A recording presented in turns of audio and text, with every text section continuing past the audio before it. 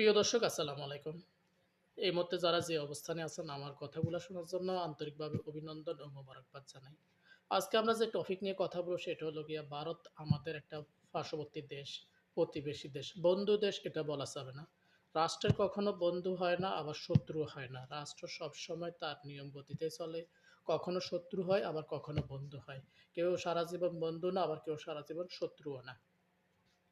তো আজকে আমাদের টপিক হলো গিয়া আপনার ভারতের আমাদের যে হাই কমিশনার, উপ হাই কমিশনার উপরে যে হামলাটা হয়েছে, এটা আমরা তীব্র প্রতিবাদ জানাই, নিন্দা জানাই। ভারত একটা জঘন্যতম অন্যায় করছে। বাংলাদেশ আয়তনে ছোট, জনসংখ্যার দিক দিয়ে ছোট, এমনকি অর্থনৈতিক সব দিক দিয়ে বাংলাদেশ ছোট। তাই বলে আপনি একটা স্বাধীন দেশের হাই কমিশনার উপরে আঘাত করা মানে রাষ্ট্রের উপরে আঘাত করা। আমরা এর তীব্র প্রতিবাদ জানাই। ভারতকে এর উচিত শিক্ষা দেওয়া হবে।